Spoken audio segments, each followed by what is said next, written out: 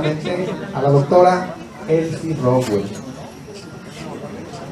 Elsie Rockwell es mexicana, es investigadora a nivel 3 del Departamento de Investigación Educativa del Centro de Investigación y Estudios Avanzados del CINVESTAP del Instituto Politécnico Nacional desde 1973. Después de colaborar con varios proyectos de educación indígena en Oaxaca y en la Secretaría de Educación Pública en México, ingresa en 1973 al Departamento de Investigaciones Educativas del CINVESTAP. Es profesora fundadora de la Maestría de Investigación Educativa, en la cual ha impartido cursos, seminarios de etnografía, trabajo docente, cultura, lengua y educación. Y ocupó la jefatura del departamento desde el 86 al 90.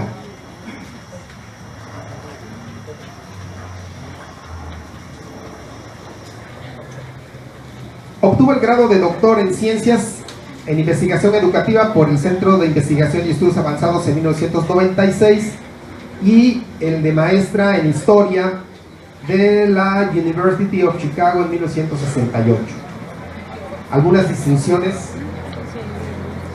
es el Spindler Award por trayectoria académica del Council of Anthropology and Education, American Anthropological Association en 2013, Premio Francisco Javier Clavijero del 2008, correspondiente al área de Historia y Etnohistoria, otorgado por el Consejo Nacional de la Cultura y las Artes y el Instituto Nacional de Antropología e Historia.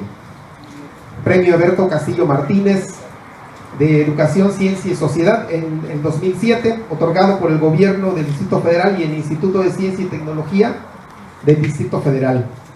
Es miembro de la Academia Mexicana de Ciencias desde el 2002. Investigadora nacional del Sistema Nacional de Investigadores nivel 3 y presidente del Consejo Directivo de la Sociedad Mexicana de Historia de la Educación del 2012 al 2014.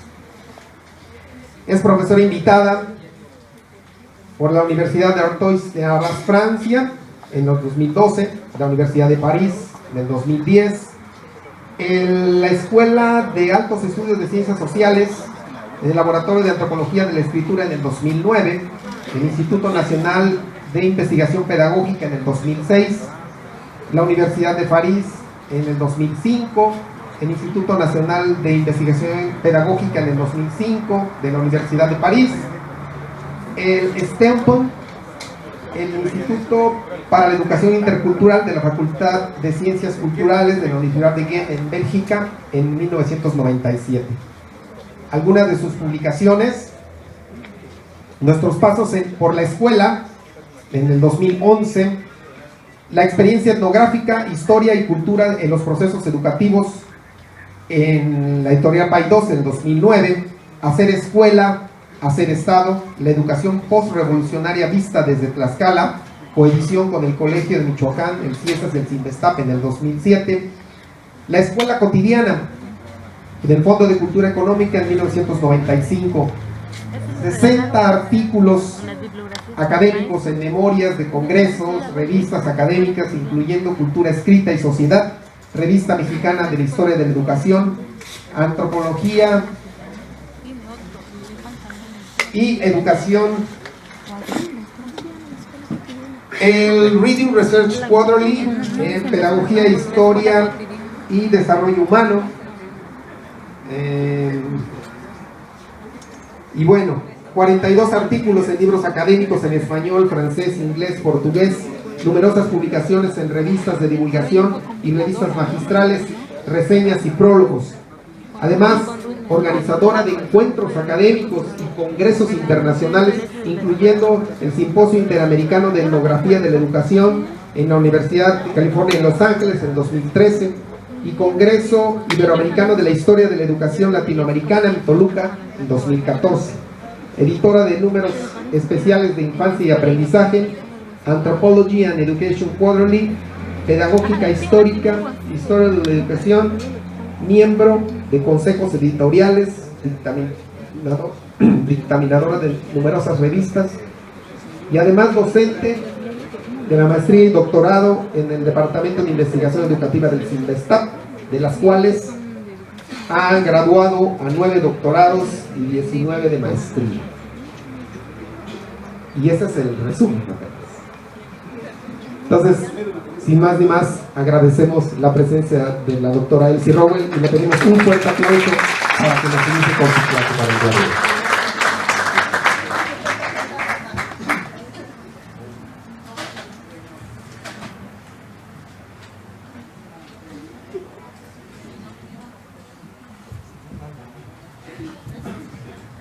Primero, un gran agradecimiento a la Casa de la Ciencia por esta invitación que se me ha hecho a varios años y que hasta ahora he tenido oportunidad para aceptar, y me da un tremendo gusto estar aquí y conocer esta riquísima y profunda experiencia de los maestros de Oaxaca.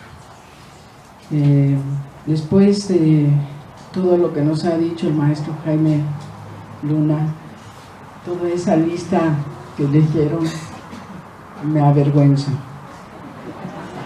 Debo decir que nada de eso hubiera sido posible sin lo que he aprendido de y entre los maestros en las escuelas de México. A ellos les debo todo mi conocimiento y agradecimiento. Y espero poder devolver un poco de lo que he aprendido en este momento. Quiero agradecer también a los guajiros y al maestro Jaime Luna. Es un gran honor para mí compartir este estrado con ellos, y también es un gran reto poder decir algo que tenga sentido después de las palabras tan significativas que nos han cantado y declamado en esta mesa, en esta mañana. Hablo dentro de un contexto del país que es grave, lo sabemos todos. Un contexto doloroso que genera diferentes sentimientos, desde la digna rabia hasta la esperanza. Y por ello quiero dedicar estas palabras también a los 43 desaparecidos que nos faltan de Ayotzinapa, y muy especialmente a sus padres y compañeros y maestros de esa normal que han sabido sostener la lucha por tanto tiempo. Llevan casi 2 meses. Vivos se los llevaron, vivos los queremos.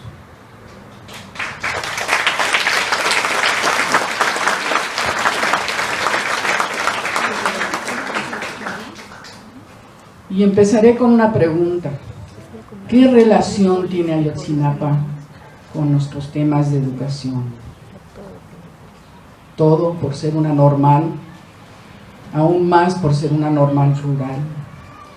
Y tengo colegas y tengo conocidos que dicen, no tiene nada que ver con la educación.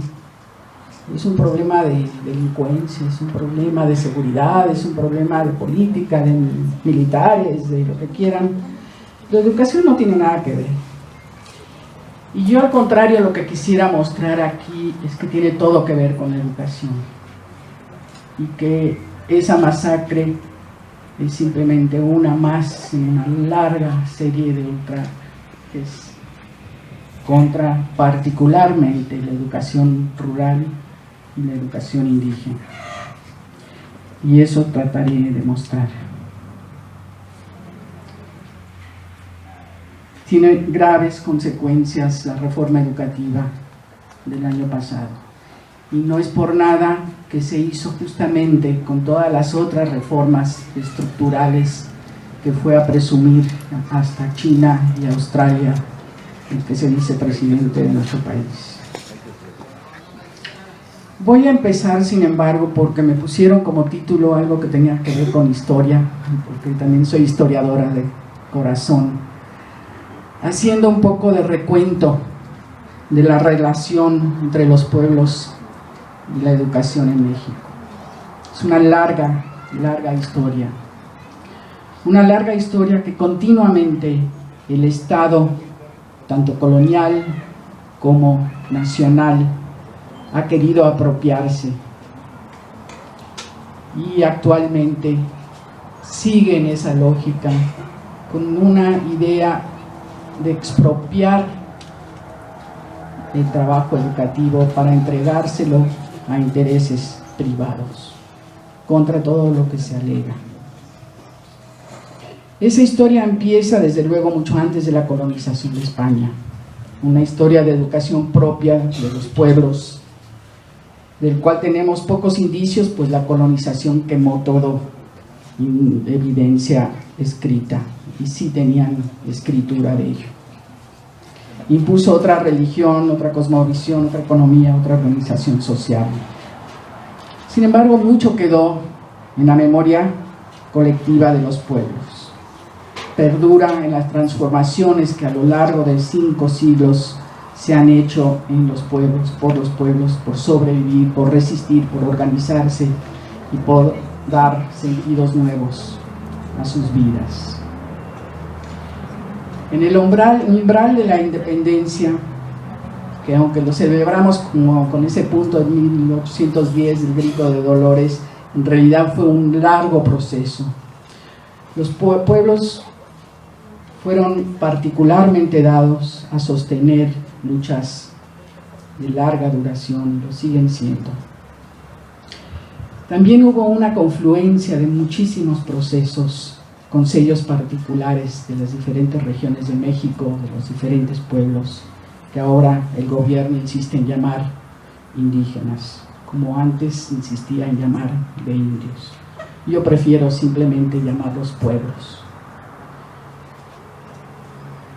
Es una historia con procesos de apropiación, de control, de imposición, de resistencia en ambos sentidos, en una dialéctica que significó una lucha en la que los reyes y virreyes borbones intentaron establecer escuelas, por ejemplo, con maestros de razón, a cargo de las cajas de comunidades de los pueblos, es decir, financiados por los propios pueblos, pero bajo órdenes de los intendentes de la administración colonial. Recababan esos fondos de los pueblos porque eran producto generalmente de las tierras comunales y del trabajo comunitario, y los se destinaban prioritariamente a uno de los pilares de la comunalidad que nos ha presentado Jaime, la fiesta, y que fueron denostados por las autoridades de la Ilustración del siglo XVIII, y esos fondos querían más bien que se utilizaran para que los pueblos aprendieran español con sus maestros de razón. Entonces se recogieron en las tesorerías de las intendencias, y lo interesante es que muchos de los pueblos sí se decidieron por establecer escuelas, pero bajo sus propias reglas y control. ¿Y qué pasó con los fondos que estaban en las cajas de comunidad? No sé si lo sepan, pero más de la mitad de esos fondos fueron convertidos en préstamos al rey de España para que pudiera financiar sus guerras allá en Europa, préstamo que obviamente nunca fue repagado. En estos pueblos, y había 4,000 pueblos que llamaban pueblos de indios, o sea, casi todos los poblados del país de México. Una gran parte del esfuerzo se llevó en el sentido justamente de apropiarse también de los conocimientos que se necesitaban para poder luchar y sobrevivir en esa situación de colonialidad. Yo tengo más información sobre el caso de Tlaxcala, que es muy interesante. En 1773 llegó un visitador del virrey, llegó con órdenes de ir a cada una de las 110 comunidades que existían en Tlaxcala en ese momento y a exigirles cuentas. ¿Qué bienes de comunidad tienen? ¿Dónde están sus fondos de cajas de comunidad? ¿Saben que tienen que establecer una escuela con un maestro de razón? Iba, obviamente, acompañado de contadores, tinterillos y del cura para demandar esto. Y casi unánimemente está documentado la respuesta de los pueblos. Fue: no tenemos nada de comunidad aquí, no tenemos tierras comunales, no tenemos cajas de comunidad, y sí tenemos maestros que nosotros sostenemos como vecinos. Una estrategia increíblemente fuerte de váyanse al diablo, nosotros manejamos nuestros bienes comunales como nosotros decidimos y queremos.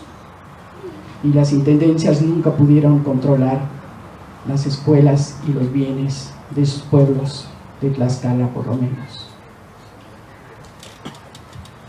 Y en eso vino la guerra de la independencia, y luego la guerra contra los franceses y la guerra de los pueblos contra la invasión de sus tierras.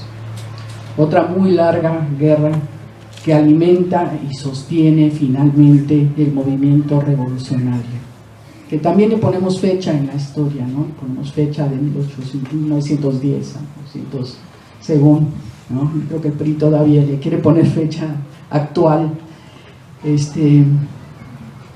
Pero yo cada vez que lo investigo más en los pueblos de Tlaxcala, por lo menos, veo que el movimiento realmente tiene raíces muy lejanas de una guerra contra el poder y una lucha por las tierras propias, y una lucha contra la invasión de esas tierras, y una lucha por una verdadera autonomía de gobierno propio en los pueblos. Y eso incluía también la posibilidad de decidir sobre su propia educación. Educación tanto en las milpas y las fiestas como en las aulas. Educación que en las aulas estaba orientado también a dotar a algunos de sus miembros de las herramientas necesarias para lidiar con ese gobierno que los aplastaba.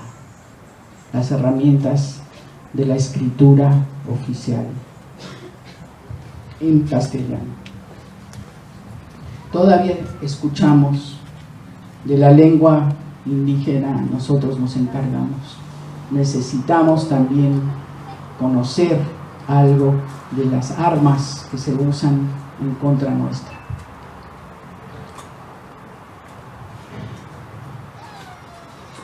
Esta guerra continúa, ha continuado durante todo el siglo XX a pesar de la revolución.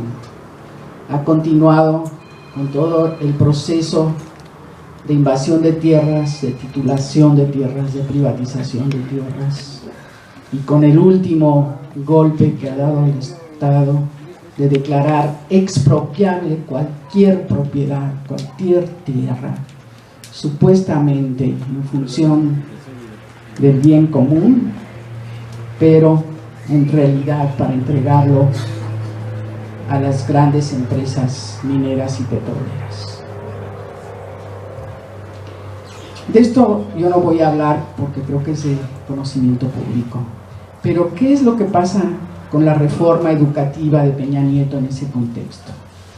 ¿Por qué es parte integral de este paquete, de este regalo a los intereses de los poderes del acuerdo asiático?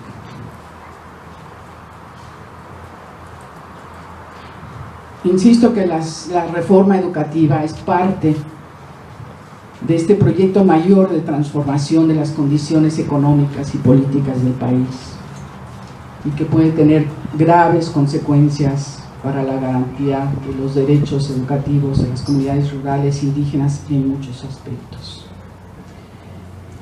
Básicamente, lo que pretende y lo que voy a plantear es destruir el patrimonio educativo de todos los mexicanos de educación pública y sustituirlo con otro tipo y otro modelo de educación, peor aún que el que heredamos de toda esta historia colonial y educativa. Revolución Mexicana y fundación de la SEP, que muchas veces se nos dicen gracias a ellos, los de la Revolución Mexicana, se dotaron de escuelas los pueblos, se inventó la educación rural y la educación indígena. En realidad la historia fue otra, porque los pueblos sostenían escuelas y maestros desde siglo atrás. Y lo que vino a hacer la federación era apropiarse de las escuelas existentes y de la educación existente en gran medida. Eso es lo que estaba en juego y lo que podemos mostrar con cifras de la creación de las escuelas rurales federales y con cifras de las escuelas que sostenían los pueblos anteriormente. En México hay una excepcional tradición y un excepcional patrimonio de enseñanza en escuelas rurales e indígenas. No existe esta tradición en otros países de América Latina, en otros países del mundo incluso. Y es eso lo que quisiera como tratar de plantear como un valor real que también tenemos que defender en esta coyuntura actual. ¿Por qué es así? En gran parte por un magisterio que proviene del medio rural e indígena y que por su experiencia de vida, aunque no sean reconocidos, comparte muchísimas formas de vida, conocimientos, saberes, lenguajes de ese mundo. Esa experiencia y ese conocimiento que traen mucho antes de su preparación normal permite un acercamiento y una relación de confianza con las poblaciones atendidas. Conserva los conocimientos del medio y, muy importantemente, en el mejor de los casos, el respeto hacia sus habitantes, que no siempre se encuentra en quienes venimos del mundo urbano y tratamos de convivir en esos poblados. En México también hay un patrimonio riquísimo y en este caso Oaxaca es excepcionalmente a la vanguardia de elaboración de experiencias alternativas, de muchos proyectos, sean colectivos, institucionales o individuales, de maestros que trabajan a horas de cualquier centro de comunicación. Un patrimonio de experiencias no documentadas que tienen que aprender justamente a escribir, como también ha insistido el maestro Luna. Esto es parte de este patrimonio que creo que está en peligro con las actuales reformas educativas, con la actual reforma educativa. Los pueblos mismos tienen una reserva de conocimientos y prácticas que ha abonado la existencia de esas escuelas. Los vecinos han aportado no solo su tiempo, trabajo, recursos a la construcción física de la escuela, sino también sus saberes y sus valores para orientar el proceso educativo mismo, para exigirnos que sea útil, relevante, con sentido lo que aprenden sus niños en las aulas, y si no, les queda siempre la última posibilidad de resistir, sacando a los hijos de la escuela. No voy a hablar mucho tampoco del peteo, pero creo que lo que yo le pido y le he pedido por escrito al peteo es que reconozca y haga un inventario de toda la riqueza de alternativas en plural que se han generado durante décadas en el estado de Oaxaca, que esa es la fuente real para un proceso de transformación y no algo que venga desde afuera. ¿Qué efectos puede tener entonces esta nueva reforma llamada educativa y la laboral que le acompaña y sobre todo la de evaluación? En ninguna parte del mundo ha sido demostrado que una reforma basada en exámenes nacionales estandarizados logre lo que están presumiendo las autoridades: elevar la calidad de la educación. En todos los países, y hay muchos donde se han instalado este tipo de sistemas de educación, se ha mostrado que no tienen ningún resultado, incluso frente a los parámetros de calidad que ellos mismos se ponen. Es simplemente un gran negocio, básicamente, y un gran engaño la cuestión de los exámenes. Se ha reconocido los efectos sobre los estudiantes, el sesgo que tiene todo examen de ese tipo frente a chicos que provienen de otros medios y de otras culturas, o que hablan no solamente otras lenguas, sino otras variantes del español también. Hay muchísima investigación en este sentido, muchísima investigación que muestra cómo el hecho de tomar un examen de este tipo responde, por ejemplo, a los ritmos muy urbanos, a las formas de entender lo que es la situación de examen, al haber sido entrenado a tomar exámenes. Y que uno de los efectos de proceder vía los exámenes es justamente orientar a los maestros a entrenar a sus niños a tomar esos exámenes, que no es para nada, ni siquiera en los términos del sistema, un proceso educativo. Lo que se aprende para los exámenes se olvida al día siguiente. Lo que se aprende para la vida permite realmente sobrevivir, no solo en la vida, sino también en el sistema educativo. Tiene fuertes posibilidades de afectar en ese sentido el destino educativo de millones de chicos y jóvenes, como lo hemos visto ya con la crisis actual de la juventud que no tiene opciones para seguir estudiando o trabajando. También va a tener efectos sobre el magisterio.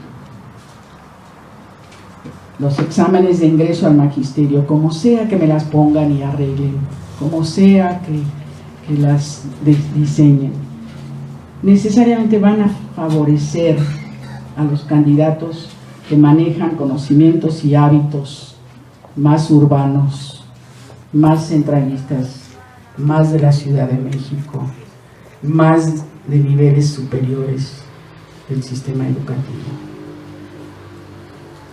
más escolarizados. Y hay una razón para querer desplazar al sector rural e indígena del magisterio y cambiar radicalmente el perfil del maestro mexicano, que siempre ha sido de raíz profunda en los sectores populares del país. ¿Cuál es esa razón? Es muy sencilla y la escuchamos a diario. No hay empleo para los miles de egresados de otras carreras. No hay un empleo garantizado y estable como el del magisterio para miles que egresan, por ejemplo, de las universidades particulares, habiendo estudiado cualquier cantidad de cosas, pero haber aprendido una muy importante, que es tomar un examen con éxito. ¿Por qué se quiere hacer esto? ¿Por qué se quiere cambiar el perfil, cambiar la raíz de clase social del magisterio de México? ¿Y qué consecuencias pueden tener?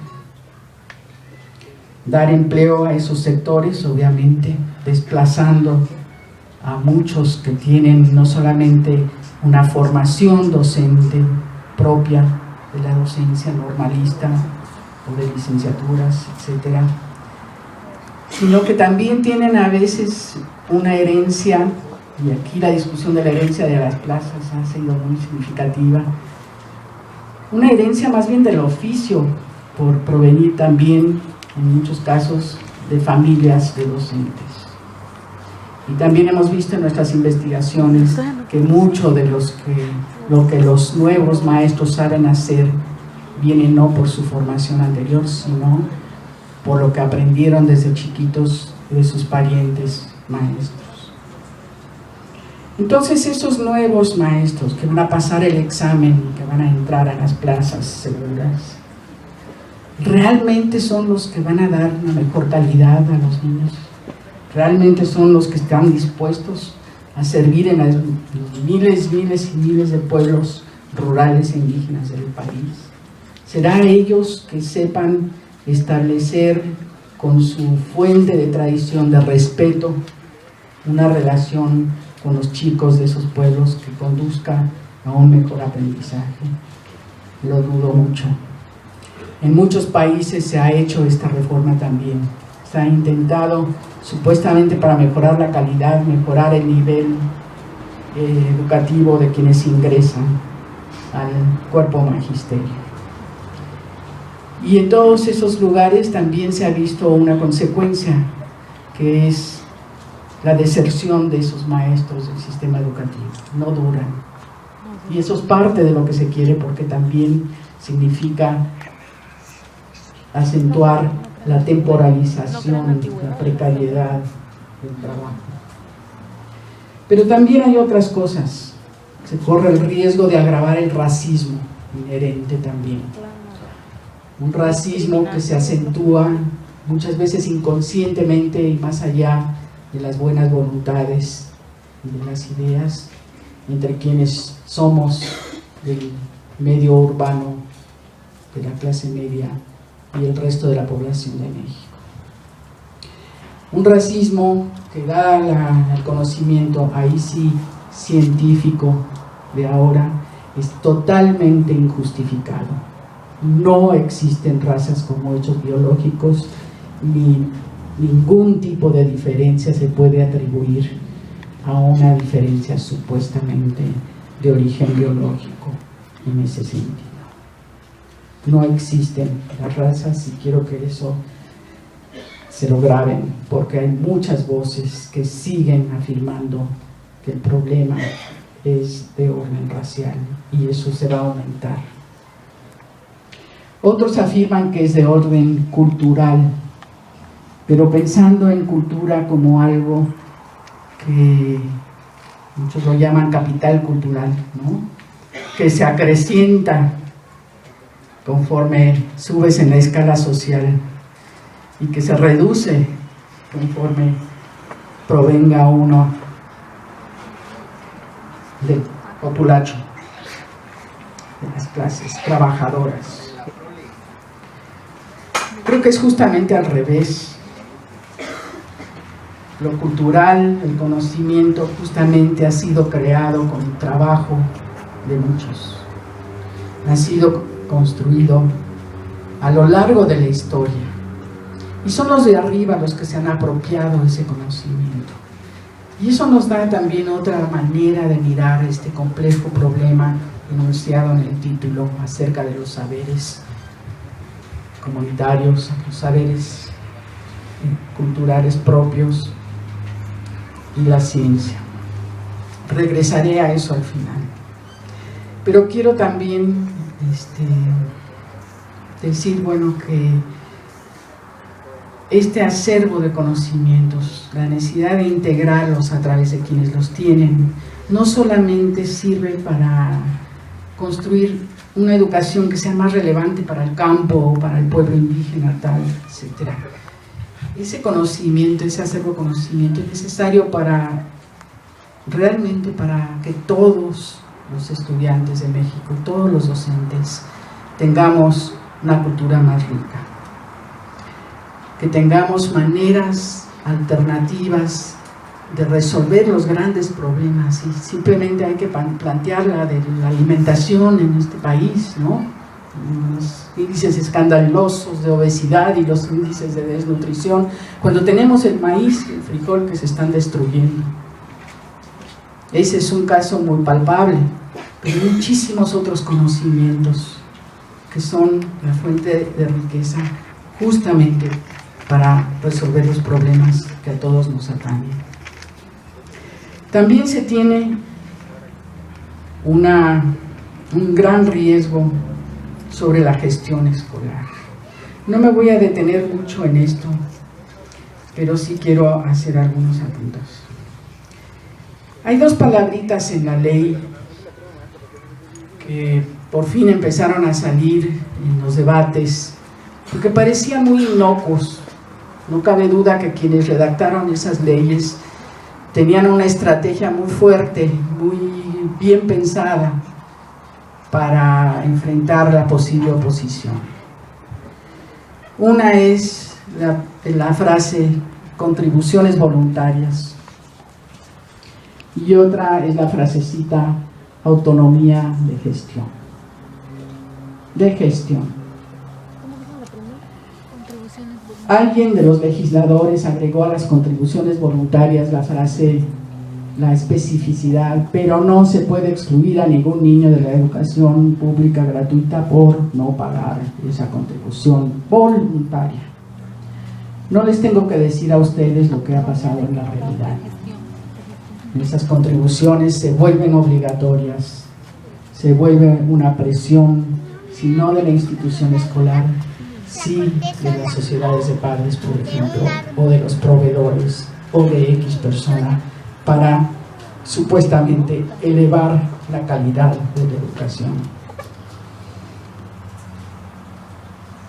Y la autonomía de gestión, yo la traduzco en otra cosa muy sencilla: rásquense con sus uñas, directores. A ver de dónde buscan los recursos para invertir en la escuela, porque ya no están garantizadas por los impuestos que pagamos todos. Estas dos van a tener consecuencias muy graves, como lo han mostrado las experiencias en el resto del mundo. Cuando planteo esto, muchos de mis colegas dicen: no, pero pues si los pueblos siempre han pagado la educación, ¿cuál es la diferencia? Pues que sigan pagando. ¿O que no hay tequio? Y quiero que quede muy clara la distinción entre lo que es la tradición del tequio y lo que es esta nueva forma de apropiarse de los bienes de los padres y de negar la gratuidad de la educación. ¿Cuál es la diferencia? Ustedes lo saben mejor que yo. En el caso del tequio, ¿quién decide qué se hace? ¿Cuánto se va a cobrar? ¿Qué uso se va a dar a esa obra educativa que se hace? ¿Quién evalúa realmente si vale la pena y el esfuerzo y el costo de la comunidad que se invierta algo adicional a la educación de los hijos? Ahí es donde viene justamente la asamblea comunal y la comunalidad. Ese es algo que yo sí rescataría como esencial. En el nuevo caso de la voluntad, la contribución voluntaria y la autonomía de gestión, la decisión de qué van a comprar, de qué van a utilizar, de qué necesitan supuestamente para elevar la calidad de la educación, viene de arriba y se impone. Se impone a veces sutilmente. Todos los medios están bombardeando: necesitan inglés y computación, necesitan inglés y computación, necesitan inglés y computación. Y hasta prometió Peña Nieto un tablet para todos los niños. Y no sé qué. Bueno, hay recursos y meten bien sus proyectos para que saquen recursos y dinero para comprar más TICs. TICs que se vuelven obsoletos como enciclomedia en unos momentos, y esa obsolescencia es programada deliberadamente por las empresas para volver a tener el negocio en el próximo sexenio.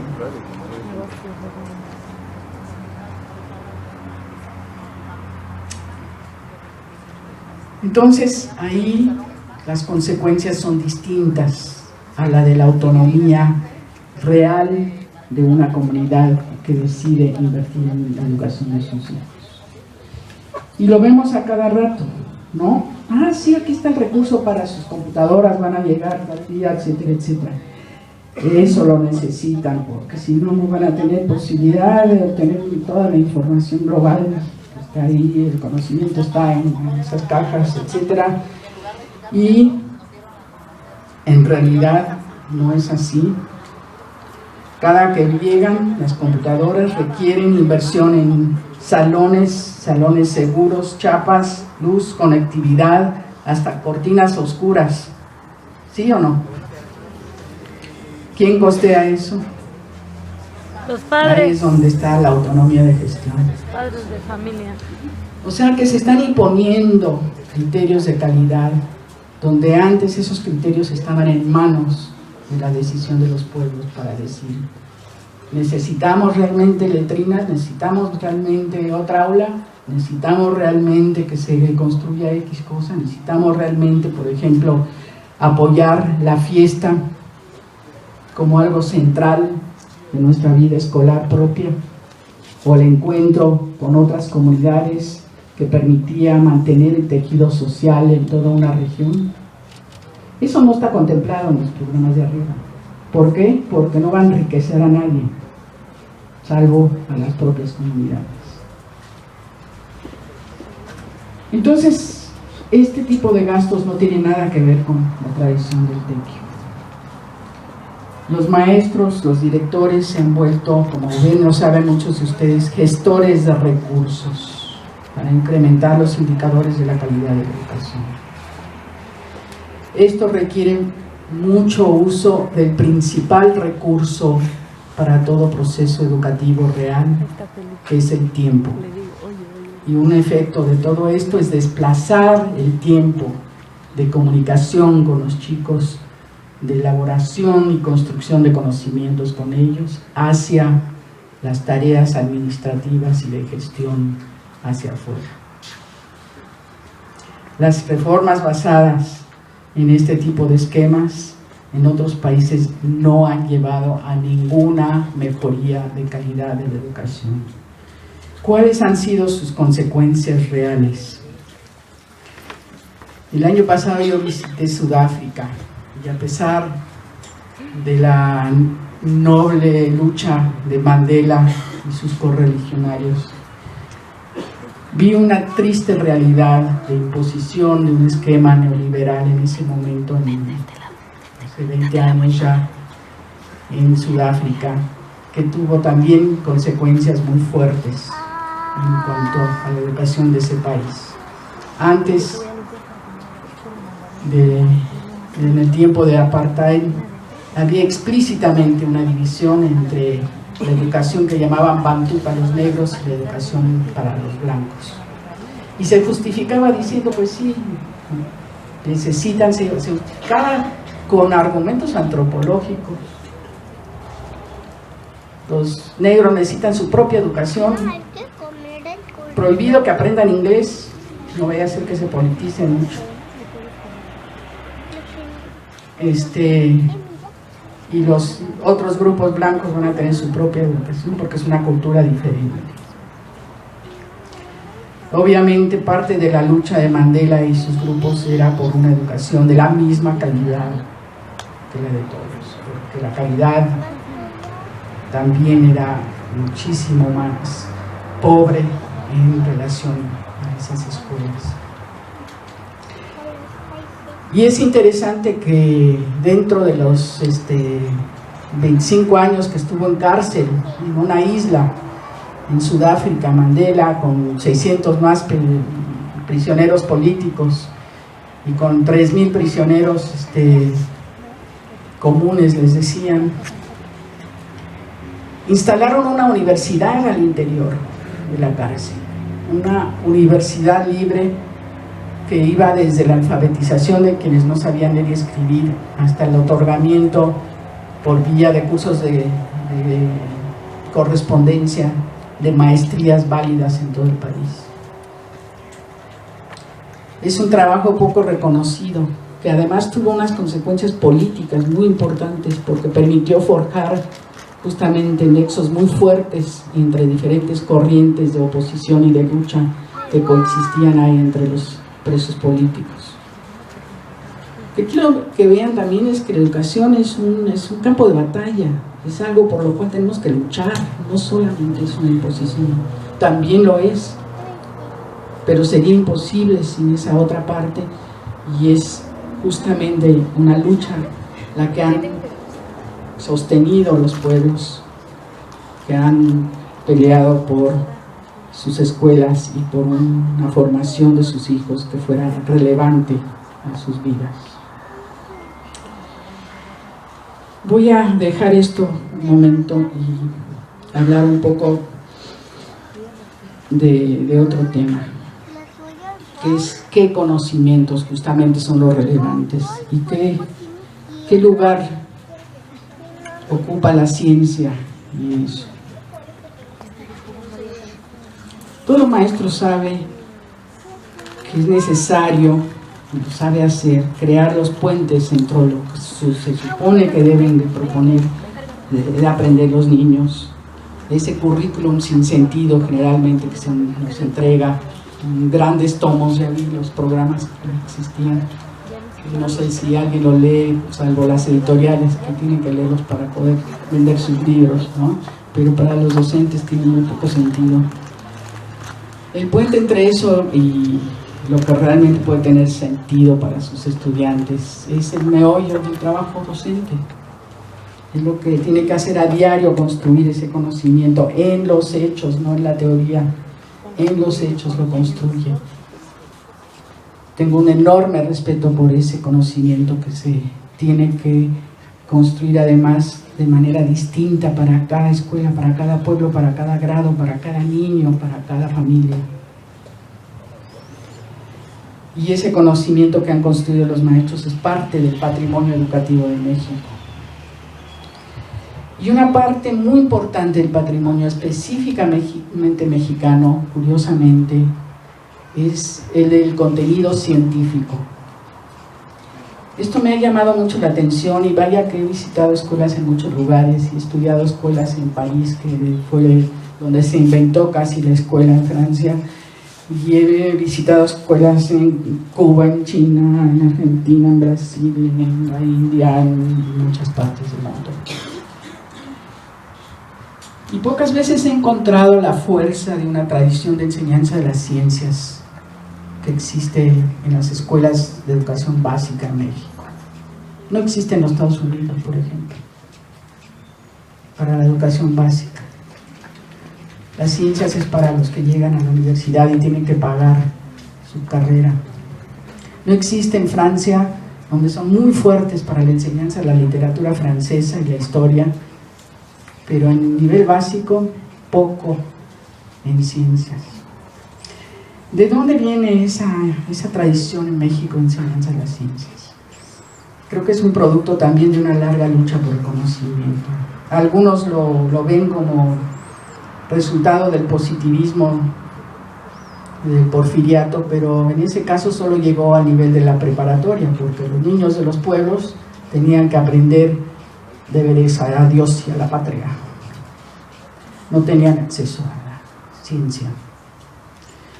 Lo que sí es un legado fuerte de la educación socialista en el tiempo que tuvo su fuerza, una educación con raíces racionalistas, anarquistas y socialistas, que se gestó mucho antes de que se declarara oficialmente en la Constitución, que fue otro ejemplo de cómo el Estado se apropia desde arriba de lo que se construye desde abajo. No sé si recuerdan la redacción exacta de ese artículo 3º de 1934. Pedía enseñar una concepción exacta y racional del mundo natural y social a los hijos. Y algunos de los maestros decían, híjoles, pero si yo ni tengo una concepción exacta y racional del mundo entero, ¿cómo le voy a hacer? Y sin embargo, esa tradición tomó un fuerte arraigo en el magisterio mexicano. La defensa de las materias de las ciencias ha sido parte de la lucha del magisterio de secundarias, por ejemplo, ante los cambios del currículum. Y es algo que perdura actualmente. En un estudio que acabo de hacer hace poco, donde visité 30 años después a las escuelas en Tlaxcala que había estudiado en los 80s, y con mucho gusto cómo los maestros seguían trabajando, buscando la manera de hacer experimentos con sus niños, reciclando materiales, armando experiencias, excursiones, etcétera, teniendo diversidad de representaciones. La educación sexual está por todos lados, ya no es un problema. No sé si sea cierto también aquí en Oaxaca, pero ahí lo veía yo como un resultado de una acumulación de formación en esta área que ha formado una gran parte del magisterio. Pero ¿quién tiene esa idea exacta y racional del mundo? Si bien funcionó en algún momento como una especie de soclo de la educación laica frente a la educación eclesial, hay que tomarlo ahora con otro sentido, también lo laico, ¿no? Como una apertura a todos los saberes, las certezas, las creencias que confluyen en el intento de construir un conocimiento del mundo. El mundo es mucho, mucho más complejo que cualquier ciencia, que cualquier concepción, que cualquier cultura. No hay ideas exactas y racionales, y sobre todo únicas, eso es cierto. Y en las epistemologías indígenas, estoy de acuerdo, no me gusta la palabra, un colega antes bromeaba que se quedaba con el piste y regalaba la homología, pero bueno, los sistemas de conocimiento indígena sabemos que uno de los principios básicos que tienen es que la realidad se ve de manera nebulosa, desde hasta donde alcanzamos a ver, es una frase que me han enseñado, hasta donde alcanzamos a ver, así son las cosas. Y además cambian continuamente, están en movimiento. Entonces siempre estamos en el hacer, tratando de crear, de construir ese conocimiento. Y valen todos los conocimientos y todas las herramientas, sin pelearnos por palabras, como acertadamente dijo Jaime. Tenemos que pensar de nuevo qué es el conocimiento del mundo. Tengo algunas ideas en relación con eso. Primero, el conocimiento no está en las cabezas. El conocimiento está en las relaciones entre las personas y la naturaleza y sus prójimos. Si el conocimiento no se materializa, no vive en una relación, no es conocimiento. No es conocimiento lo que vertimos en los exámenes, no es conocimiento lo que se acumula en las bibliotecas o en los escritos. Es conocimiento lo que existe en una relación con el otro, en un trabajo, en una actividad. Segundo, el conocimiento no es propiedad de la ciencia institucional. La ciencia institucional a veces le atina algunas cosas más o menos certeras durante un tiempo para revisarlas después. Pero muchas veces la ciencia institucional ha producido lo que ya la UNESCO reconoce como pseudociencia. Generalmente un supuesto conocimiento al servicio de empresas como Monsanto para justificar procesos de destrucción y de acaparamiento de los bienes comunes. El conocimiento en ese sentido se produce por todos. Yo uso conocimiento en lugar de saber, aunque estoy totalmente de acuerdo en no pelearnos por las palabras, pero lo uso con una intención muy deliberada, porque creo que algunos de los usos oficiales de saberes locales devalúan los saberes locales frente al conocimiento científico. Y creo que si usamos las dos palabras en relación a las dos localidades, es una manera de equilibrar el valor de esos saberes y de esos conocimientos. Y tan es conocimiento uno como es conocimiento otro, tan es sabio uno como es sabio el otro. Y lo que tenemos todos que trabajar muy seriamente es ver qué tan atinados son esos conocimientos para resolver los problemas de las realidades que nos tocaron vivir y con los chicos con los que nos toca trabajar. En cierto sentido, todo conocimiento es local. O sea, no hay un conocimiento allá en el ciberespacio, ¿no? O sea, muchos nos venden los TICs como acceso al conocimiento global, qué sé yo, universal. No hay tal, no existe en ninguna parte. Lo que hay es mucha información, pero conocimiento siempre es local, porque siempre tiene que traducirse en una relación viva, en un trabajo, en una actividad viva, real. Y es tan situado y local que el conocimiento de los científicos no va más allá del mundo de las ciencias, algo que lo intenten llevar e integrar a una relación real. Pero más allá de eso también es necesario situar toda esta discusión sobre conocimiento, ciencia y saberes en el contexto de un capitalismo bárbaro, el capitalismo que vivimos ahora, que algunos llaman neoliberal, pero es el mismísimo que describió Carlos Marx hace casi 200 años. Un capitalismo bárbaro que, si algo está haciendo, es justamente destruir conocimiento y cultura. Situarlo así significa cambiar un poco la estrategia. Primero, defendernos contra la estrategia de los del poder, que enfrentan cultura contra cultura, civilización contra civilización. Hay muchos estudios ahora que muestran que esta idea de multiculturalidad también llevaba un sesgo de dividir entre grupos humanos, de oponer grupos humanos unos con otros. Las guerras que han emprendido las potencias colonizadoras, los imperios actuales, se basaron en una idea de un choque entre civilizaciones de Occidente y de Oriente.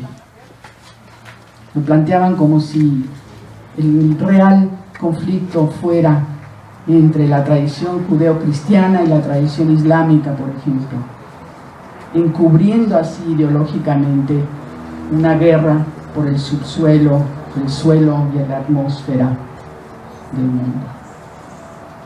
No caigamos en esa idea de que se trate de cultura contra cultura. No es ni ciencia contra cultura, ni una cultura contra otra cultura. Hay que situar esto en una guerra que es de toda cultura y de todo conocimiento real, en toda su multiplicidad, contra un proyecto de capitalismo que significa la destrucción de toda cultura y de todo conocimiento. Ahí la lucha tiene que ser por conjuntar conocimientos, y veo que en la Casa de la Ciencia tiene su valor y su fuerza justamente en haber intentado esta muy difícil tarea. Ahí también entendemos por qué es necesario escribir todo sobre la construcción del conocimiento que vamos produciendo día a día, todos los que estamos involucrados en la educación. Y creo que justamente ese contexto de esta guerra es la que explica la desaparición de los 43 jóvenes estudiantes de Ayotzinapa. No fue un accidente de sistema ni un daño colateral, que fue justamente la punta de lanza de este proceso de destrucción, como lo han sido miles y miles de asesinados, de muertos antes de estos 43. Y ahí termino. Gracias.